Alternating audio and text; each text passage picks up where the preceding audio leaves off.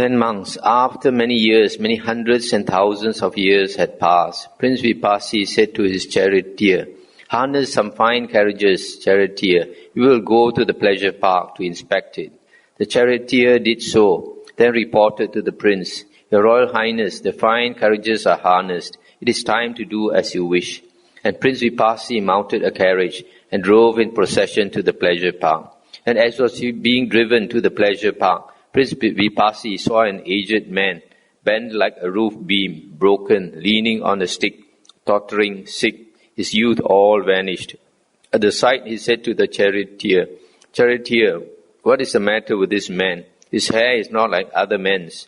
His body is not like other men's." And the charioteer said, "Prince, that is what is called an old man." And the prince said, "But why is he called an old man?" And the charioteer said, "He is called old, prince, because he has not long to live." Then the prince said, "But am I liable to become old and not exempt from old age?" And the charioteer said, "Both you and I, prince, are liable to become old and are not exempt from old age." Then the prince said, "Well then, charioteer, that will do for today with the pleasure park. Return now to the palace." "Very good, prince," said the charioteer, and brought Prince Vipassi back to the palace. Arrived there, Prince Vipassi was overcome with grief and dejection, crying, "Shame on this thing birth, since to him who is born, old age must manifest itself." Then King Banduma sent for the charioteer and said, "Well, did not the prince enjoy himself at the pleasure park? Wasn't he happy there?" And the charioteer said, "Your Majesty, the prince did not enjoy himself. He was not happy there." And the king said, "What did he see on the way there?" So the charioteer told the king all that had happened. Then King Banduma thought, "Prince Vipassi must not renounce the throne. He must not go forth from the household life into homelessness. The words of the Brahmins learned in science must not come true." So the king provided for Prince Vipassi to have even more enjoyment of the fivefold sense pleasures, in order that he should rule the kingdom and not go forth from the household life into homelessness. Thus the prince continued to live, indulging in and addicted to the fivefold sense pleasures. After many hundreds of thousands of years, Prince Vipassi ordered his charioteer to drive to the pleasure park. And as was being driven to the pleasure park, Prince Vipassi saw a sick man, suffering, very ill, fallen in his own urine and excrement, and some people were picking him up and others putting him to bed. At the sight he said to the charioteer, "What's the matter with this man? His eyes are not like other men's. His head is not like other men's." And the charioteer said, "Prince, that is what is called a sick man." "But why is he called a sick man?" "Prince, he is so called because he can hardly recover from his illness." And the prince said, "But am I liable to become sick and not exempt from sickness?" And the charioteer said, "Both you and I, prince, are liable to become sick and not exempt from sickness." And the prince said, "Well then, charioteer, return now to the palace." Arrived there, Prince Vipassi was overcome with grief and dejection, crying, "Shame on this thing birth, since he who is born must experience sickness." Then King Banduma sent for the charioteer and told him what had happened. The king provided Prince Vipassi with even more sense pleasures in order that he should rule the kingdom and not go forth from the household life into homelessness. After many hundreds of thousands of years, Prince Vipassi ordered his charioteer to drive to the pleasure park. And as he was being driven to the pleasure park, Prince Vipassi saw a large crowd collecting, clad in many colors and carrying a bier. At the sight he said to the charioteer, Why are those people doing that?"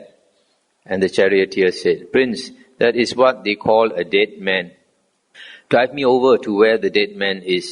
"Very good, prince," said the charioteer, and did so.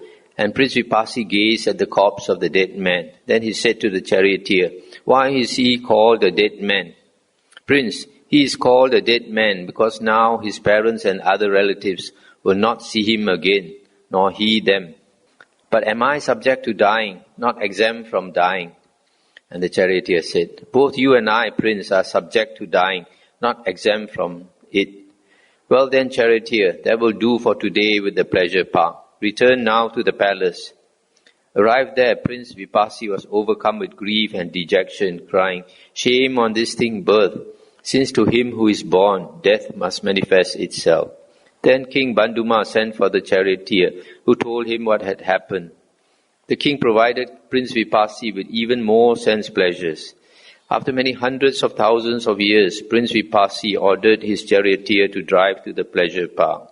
And as he was being driven to the pleasure park, Prince Vipassi saw a shaven-headed man who had gone forth wearing a yellow robe. And he said to the charioteer, "What is the matter with that man? His head is not like other men's, and his clothes are not like other men's." And the charioteer said, "Prince, he is called one who has gone forth." "Why is he called one who has gone forth?" "Prince, by one who has gone forth, we mean one who truly follows Dhamma, who truly lives in serenity, does good actions, performs meritorious deeds, is harmless and truly has compassion for living beings." "Charioteer, he is well called one who has gone forth. Drive the carriage over to where he is." "Very good, Prince," said the charioteer, and did so. And Prince Vipassi questioned the man who had gone forth. And the renunciant said, "Prince, as one who has gone forth, I truly follow Dhamma. I live in serenity, does good actions, performs meritorious deeds, is harmless and truly has compassion for living beings." And the prince said, "You are well called one who has gone forth." Then Prince Vipassi said to the charioteer, "You take the carriage and drive back to the palace, but I shall stay here and shave off my hair and beard, put on yellow robes, and go forth from the household life into homelessness." "Very good," said the charioteer, and returned to the palace.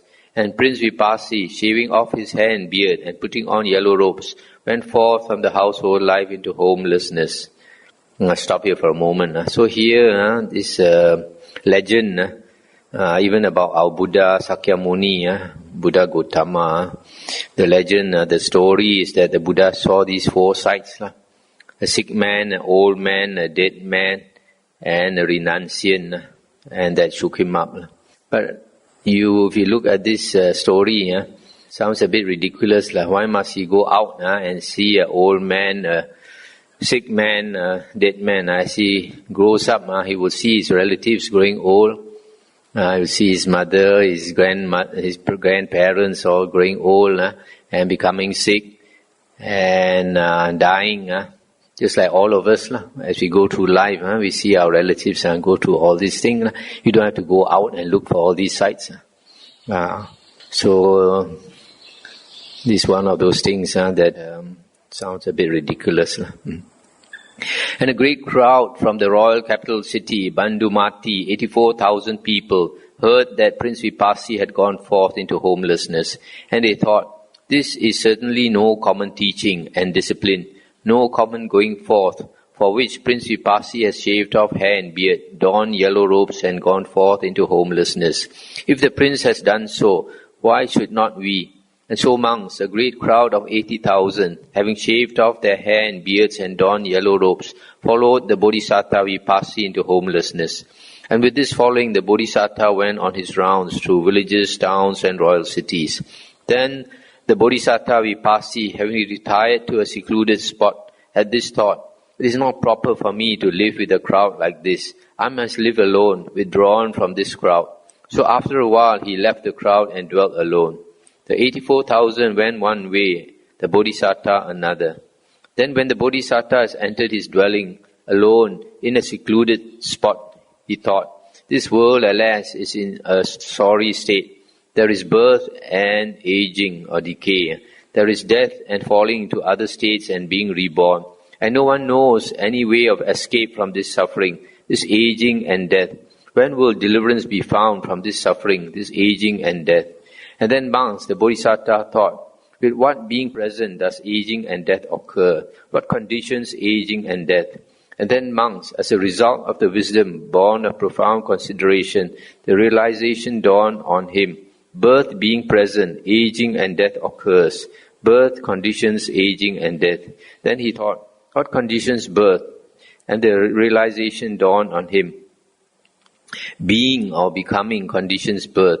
What conditions being? Clinging or attachment conditions being. Craving conditions clinging or attachment. Feeling conditions craving. Contact conditions feeling. The six sense bases condition contact. Mentality and materiality conditions the six sense bases. Consciousness conditions mentality and materiality. And then the Bodhisattva thought, the Bodhisattva Vipassana thought, with what being present does consciousness occur? What conditions consciousness? And then as a result of the wisdom born of profound consideration, the realization dawned on him. Mind and body condition, or mentality and materiality conditions consciousness. Then monks, the Bodhisattva Vipassana thought, this consciousness turns back at mentality and materiality. It does not go any further. To this extent, there is birth and decay. There is death and falling into other states and being reborn. Namely, mentality and materiality conditions consciousness. Consciousness conditions mentality and materiality. Mentality and materiality conditions the six sense bases. The six sense bases conditions contact. Contact conditions feeling. Feeling conditions craving. Craving conditions clinging. Clinging conditions being. Being conditions birth. Birth conditions aging and death. Sorrow, lamentation, pain, grief and distress. And thus this whole mass of suffering takes its origin. And at the thought, origin, there arose in the Bodhisattva Vipassana with insight into things never realized before, knowledge, wisdom, awareness and light. Then he thought, what now, being absent, does aging and death not occur? With the cessation of what comes the cessation of aging and death? Then as a result of the wisdom born of profound consideration, the realization dawned on him. Birth being absent, aging and death does not occur. With the cessation of birth comes the cessation of aging and death. With the cessation of what comes the cessation of birth? With the cessation of being comes the cessation of birth. With the cessation of clinging comes the cessation of being. With the cessation of craving comes the cessation of clinging. With the cessation of feeling comes the cessation of craving. With the cessation of contact comes the cessation of feeling. With the cessation of the six sense bases comes the cessation of contact. With the cessation of mentality and materiality comes the cessation of the six sense bases. With the cessation of consciousness comes the cessation of mentality and materiality. With the cessation of mentality and materiality comes the cessation of consciousness. Stop here for a moment. So here is the dependent origination of suffering. But here we find there are only 10 links. Only 10 links instead of the usual 12. And according to the commentary, it says here, only one lifetime is meant. If only one time is meant, then even with the 12 links, also one lifetime can be meant. Then the Bodhisattva Vipassana thought, I have found the Vipassana way to enlightenment, namely by the cessation of body and consciousness, the cessation of mentality and materiality, consciousness ceases. By the cessation of consciousness, mentality and materiality ceases. Stop here for a moment. So here it says, I found the Vipassana way. This also shows that this is probably a later addition, because later monks, they always like to talk about the Vipassana way. By the cessation of the six sense bases, contact ceases. By the cessation of contact, feeling ceases. By the cessation of feeling, craving ceases. By the cessation of craving, clinging ceases. By the cessation of clinging, being ceases. By the cessation of being, birth ceases. By the cessation of birth, aging and death, sorrow, lamentation, pain, grief and distress cease. And thus this whole mass of suffering ceases. And at the thought, cessation, there arose in the Bodhisattva Vipassana with insight into things never realized before, knowledge, vision, awareness and light. Then monks, at another time the Bodhisattva Vipassana dwelt, contemplating the rise and fall of the five aggregates of clinging. Such is body, such is arising, such is passing away. Such is feeling, such is perception, such is volition, such is consciousness, such their arising, such their passing away. And as he remained contemplating the rise and fall of the five aggregates of clinging, before long his mind was freed from the asavas without remainder. I'll stop here for a moment. So here he's saying that by contemplating the five aggregates of attachment, this bodhisattva vipassy attained enlightenment, which is the destruction of the asavas. Then monks, the blessed Lord Arahant Sammasambuddha Vipassy thought, suppose now I were to teach Dhamma. And then he thought, I have attained to this Dhamma which is profound, hard to see, hard to grasp, peaceful, excellent, beyond reasoning, subtle, to be apprehended by the wise. But this generation delights in clinging, rejoices in it, and revels in it. But for those who so delight, rejoice, and revel in clinging, this matter is hard to see, namely the conditioned nature of things or dependent origination. Equally hard to see would be the calming of all the volitions, the abandonment of all the substrates of rebirth, the waning of craving, dispassion, cessation, nibbana. And if I were to teach Dhamma to others and they did not understand me, that would be a weariness and a trouble to me. And to the Lord Buddha Vipassy, there occurred spontaneously this verse, never previously heard. This that I have attained, why should I proclaim? Those full of lust and hate can never grasp it. Leading upstream this Dhamma, subtle, deep, hard to see, no passion-blinded folk can see it. And as the Lord Buddha Vipassy pondered thus, his mind was inclined to inaction rather than to teaching the Dhamma. And monks, the Lord Buddha Vipassy's reasoning became mentally known to a certain great Brahma, and he thought, alas, the world is perishing, it will be destroyed because the mind of Vipassy, the blessed Lord, Arahant Sammasambuddha, is inclined to inaction rather than to teaching the Dhamma. So this great Brahma, as swiftly as a strong man might stretch his flexed arm or flex it again, disappeared from the Brahma world and reappeared before the Lord Buddha Vipassy, arranging his upper robe over one shoulder and kneeling on his right knee, he saluted the Lord Buddha Vipassy with joined hands and said, Lord, may the blessed Lord teach Dhamma. May the well-farer teach Dhamma. There are beings with little dust in their eyes who are perishing through not hearing Dhamma. They will become knowers of Dhamma. Then the Lord Buddha Vipassy explained why he inclined to inaction rather than to teaching the Dhamma. And the great Brahma appealed the second and the third time to the Lord Buddha Vipassy to teach. Then the Lord Buddha Vipassy, recognizing Brahma's appeal and moved by compassion for beings, surveyed the world with his Buddha eye. And he saw beings with little dust in their eyes and with much dust, with faculties sharp and dull, of good and bad disposition, easy and hard to teach, and few of them living in fear of transgression and of the next world. And just as in a pool of red, blue or white lotuses, some are born in the water, some grow in the water and not leaving the water, thrive in the water. Some are born in the water and reach the surface, while some are born in the water and having reached the surface go out of the water and are not polluted by it. In the same way, monks, the Lord Buddha Vipassy, surveying the world with his Buddha eye, saw some beings with little dust in their eyes, etc. Then knowing his thought, the great Brahma addressed the Lord Buddha Vipassy in these verses. As on a mountain peak, a watcher sees the folk below, so man of wisdom, seeing all, look down from Dhamma's heights. Free from woe, look on those who are sunk in grief, oppressed with birth and age. Arise, hero, victor in battle, leader of the caravan. Traverse the world, teach, O Lord, the Dhamma, and they will understand. And the Lord Buddha Vipassy replied to the great Brahma in verse, Open to them are the doors of the deathless. Let those that hear now put forth faith. For fear of trouble I did not preach at first the excellent Dhamma for men, Brahma. Then that great Brahma, thinking have been the cause of the Lord Buddha Vipassy's preaching Dhamma, made obeisance to the Lord Buddha, and passing by to his right, vanished there and then. Stop here for a moment.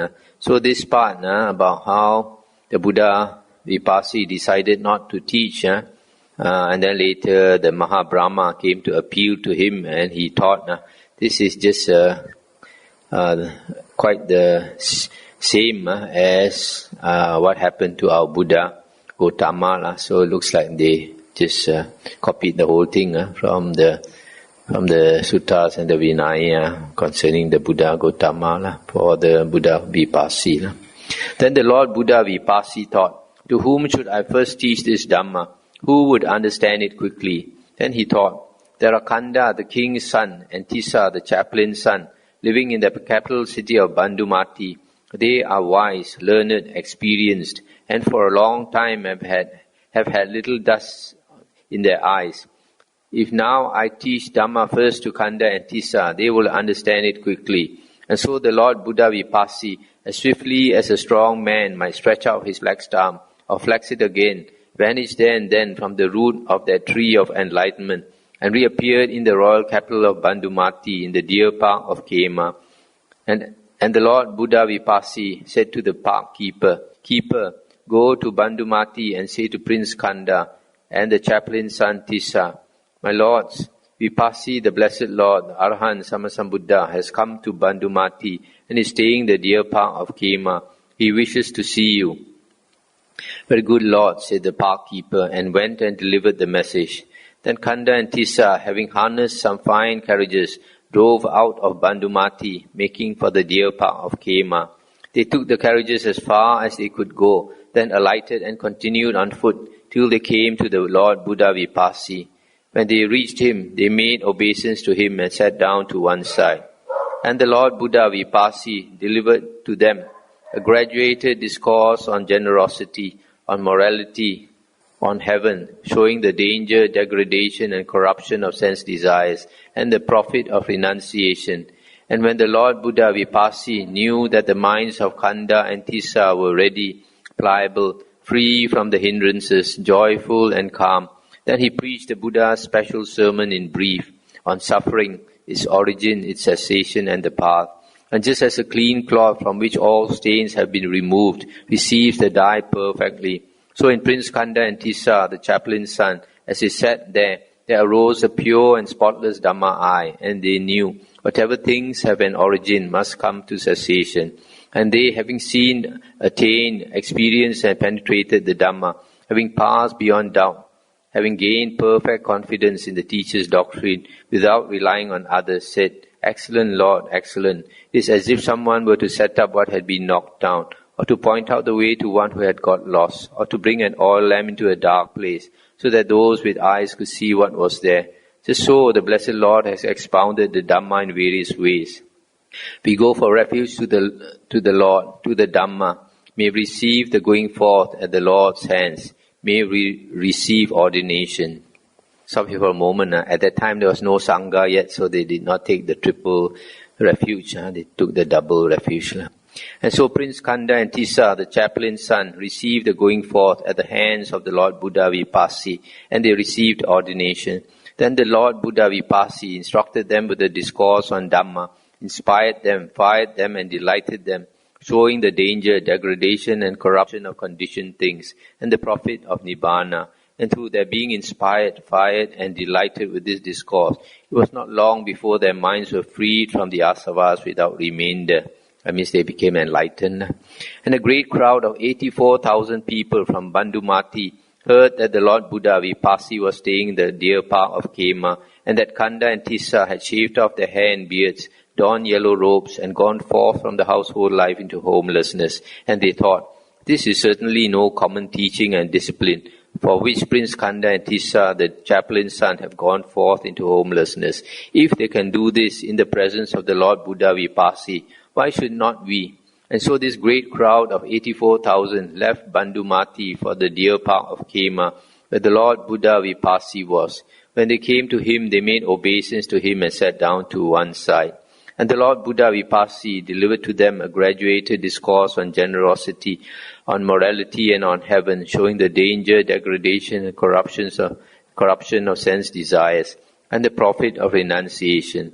And just as a clean cloth receives the die perfectly. So in those 84,000, as they sat there arose a pure and spotless Dhamma eye, and they knew whatever things have an origin must come to cessation.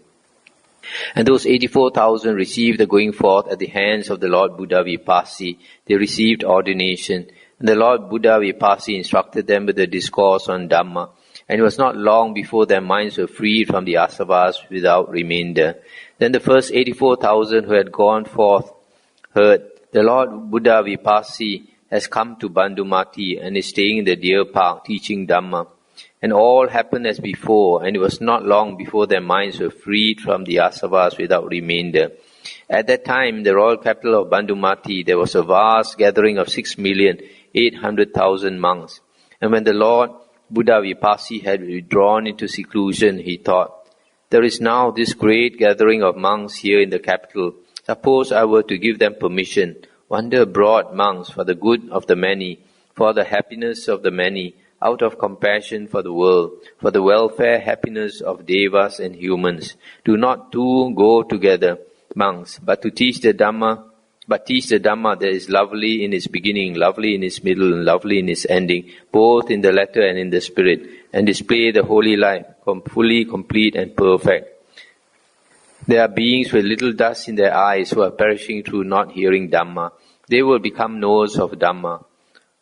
But at the end of 6 years precisely, you are to come together to the royal capital of Bandumati to recite the disciplinary code. Then a great Mahabrahma, having divined the Lord Buddha Vipassi's thought, as swiftly as a strong man might stretch his flexed arm or flex it again, vanished from the Brahma world and appeared before the Lord Buddha Vipassi. Arranging his robe over one shoulder and saluting the Lord with joined palms, he said, "Just so, O Lord, just so, O welfarer. Let the Lord give permission to this great gathering to wander abroad for the good of the many, out of compassion for the world. There are beings with little dust in their eyes who are perishing through not hearing Dhamma. They will become knowers of Dhamma. And we too will do the same as the monks. At the end of 6 years, we will come together to the royal capital of Bandumati to recite the disciplinary code, the Patimokkha." Having spoken thus, the Brahma made obeisance to the Lord Buddha and passing by to his right vanished there and then. And so the Lord Vipassi, emerging from the seclusion of his rest period, told the monks what had occurred. "I allow you monks to wander abroad for the good of the many, for the welfare and happiness of devas and humans. Do not two go together, monks, but teach the Dhamma that is lovely in its beginning, lovely in its middle, lovely in its ending, both in the letter and in the spirit, and display the holy life, fully complete and perfect. There are beings with little dust in their eyes who are perishing through not hearing Dhamma. They will become knowers of Dhamma. But at the end of 6 years, precisely, you are to come together to the royal capital of Bandumati to recite the disciplinary code." And the majority of those monks that left that very day to wander about the country. And at that time, there were 84,000 religious residences in Jambudipa. And at the end of 1 year, the devas would proclaim, "Gentlemen, 1 year has passed, 5 remain. At the end of 5 years, you are to return to Bandumati to recite the disciplinary code." And similarly, at the end of 2, 3, 4, 5 years. And when 6 years had passed, the devas announced, "Gentlemen, 6 years have passed. It is now time to go to the royal capital of Bandumati to recite the disciplinary code." And those monks, some by their own psychic powers, and some by that of the devas, all in one day came to Bandumati to recite the disciplinary code. And then the Lord Buddha Vipassi gave to the assembled monks the following precepts. "Patient forbearance is the highest sacrifice. Supreme is Nibbana, so say the Buddhas. He is not one gone forth who hurts others, nor ascetic he who harms another. Not to do any evil, but cultivate the good. To purify one's mind, this is the Buddha's teaching.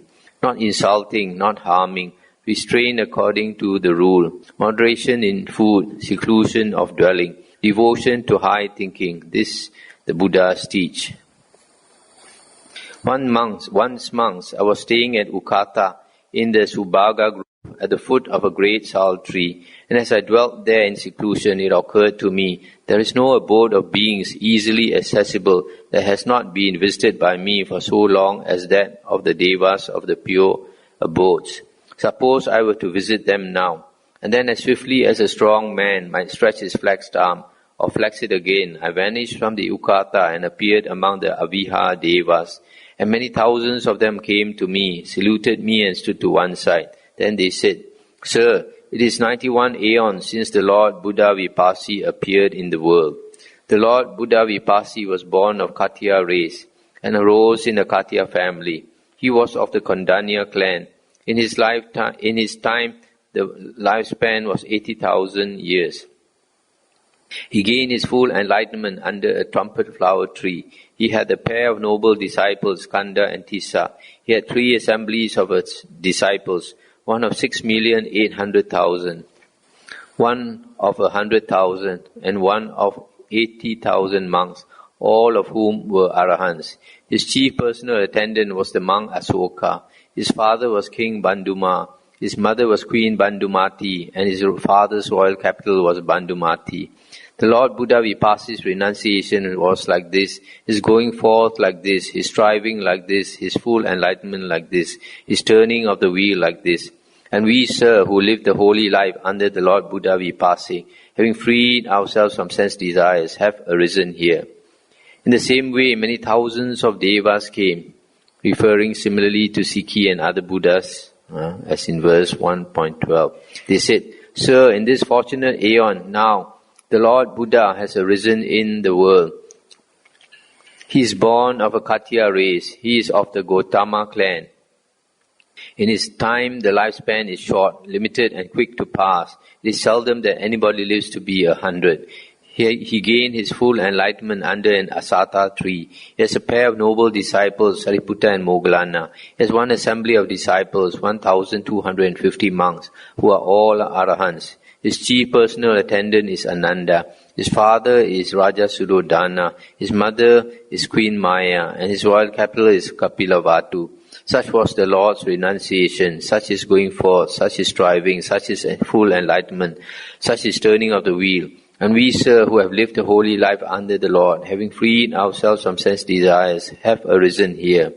Then I went with the Adibiha Devas to see the Atapa Devas, and with these to see the Suddasa Devas, and with these to see the Suddasi Devas, and with all of these to see the Akanita Devas. And there many thousands of Devas came, saluted me and stood to one side, saying, Sir, it is 91 aeons since the Lord Buddha Vipassi appeared in the world, etc.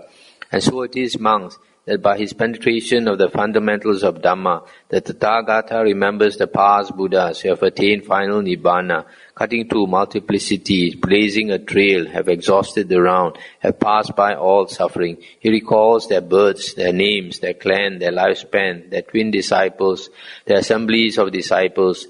These blessed lords were born thus, were called thus was their clan, thus was their morality, their Dhamma, their wisdom, their dwelling, thus was their liberation. Thus the Lord spoke, and the monks delighted, rejoiced at his words. That's the end of the sutta. This last part about the Devas, and the Aviha Devas, Atapa Devas, Suddasa Devas, Suddasi Devas, and Akanita Devas refers to the 5 levels of the pure abodes. The pure abodes are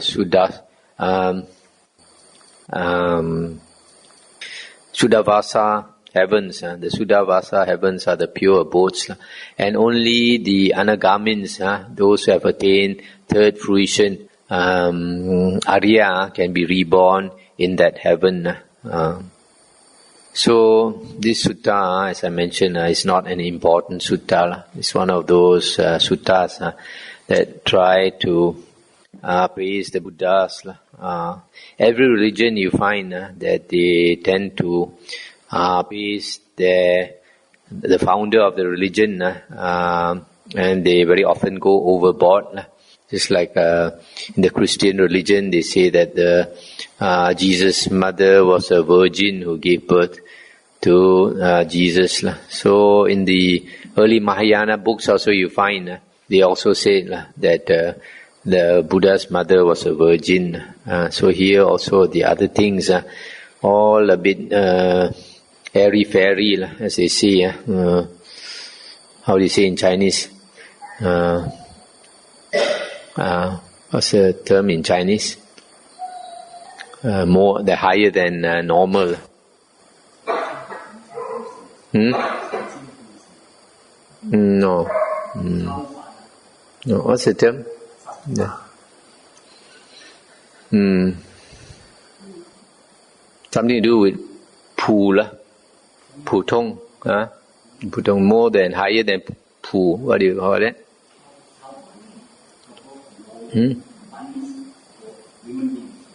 No. Li Pu. Li Po. Li Po. Li Pu. Yeah.